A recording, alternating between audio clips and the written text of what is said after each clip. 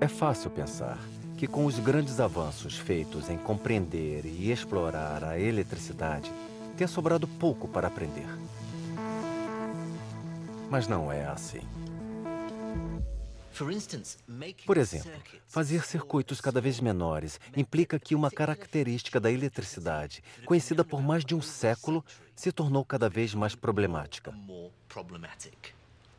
a resistência.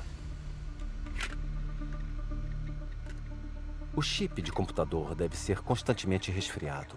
Se tirarmos a ventoinha, é isso que acontece. Está disparando. 100, 120, 130 graus.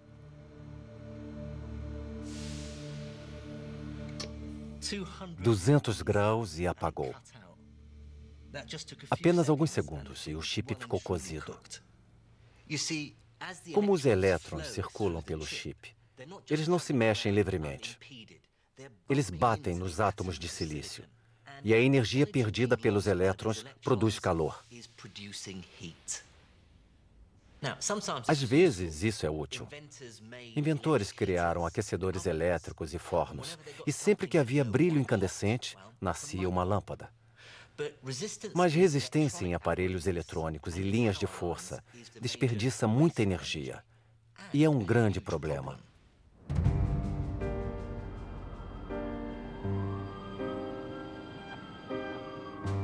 Acredita-se que a resistência desperdiça até 20% de toda a eletricidade gerada. É um dos maiores problemas dos tempos modernos. E a busca para solucionar o problema da resistência continua.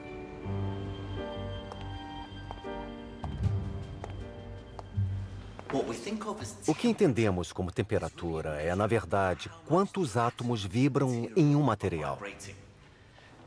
Se os átomos vibram, então é mais provável que os elétrons circulando batam neles. Então, quanto mais quente o material, maior é a resistência elétrica. E quanto mais frio, menor é a resistência. Mas o que acontece se resfriar muito, perto de zero absoluto? Menos 273 graus centígrados. Bom, a zero absoluto não tem calor nenhum. Então os átomos não se movem. O que acontece então à corrente de eletricidade, aos elétrons?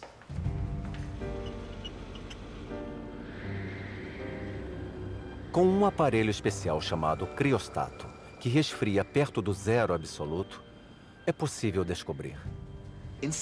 Dentro desse criostato, na bobina, tem mercúrio, o famoso metal líquido que é parte de circuitos elétricos.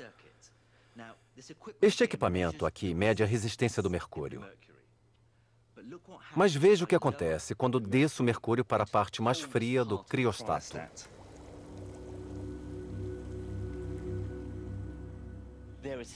Aí está. A resistência caiu para zero. O mercúrio, como outras substâncias conhecidas, tem a propriedade de se tornar um supercondutor e não apresentar resistência nenhuma ao fluxo de eletricidade. Mas isso só funciona quando os materiais estão muito frios. Se pudéssemos usar um material supercondutor nas linhas de força e aparelhos eletrônicos, evitaríamos perder nossa preciosa energia elétrica para a resistência.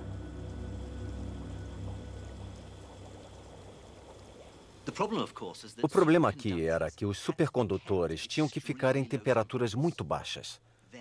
Então, em 1986, fizeram uma descoberta. Em um pequeno laboratório perto de Zurique, Suíça, físicos da IBM acharam condutividade em uma nova classe de materiais que está sendo considerada uma das descobertas científicas mais importantes em décadas. Este é um bloco do mesmo material dos pesquisadores na Suíça. Não parece nada demais. Mas quando o resfriamos com nitrogênio líquido, algo especial acontece. Ele se torna um supercondutor. Como a eletricidade e o magnetismo estão intimamente conectados, isso lhe garante propriedades magnéticas igualmente incríveis. Este ímã está suspenso, levitando sobre o supercondutor. E a boa notícia é que mesmo frio, este material está bem acima de zero absoluto.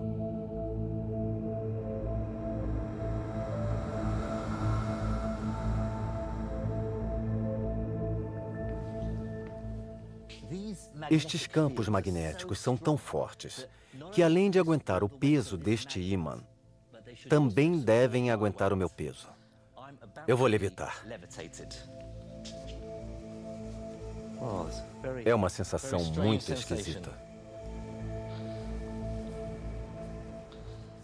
Quando este material foi descoberto em 86, foi uma revolução. Além de ninguém o considerar como supercondutor, ele o era a uma temperatura muito maior do que se achava possível. Estamos muito perto de ter supercondutores à temperatura ambiente.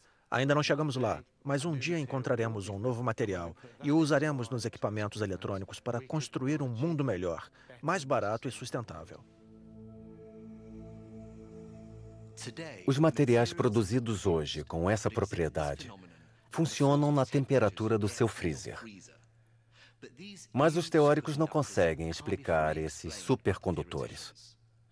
E sem compreender exatamente, os cientistas são muitas vezes guiados, tanto pela sorte quanto pelo conhecimento científico.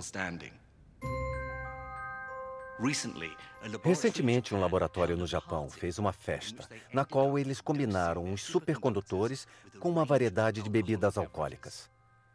Inesperadamente, eles viram que o vinho tinto melhora o desempenho dos supercondutores.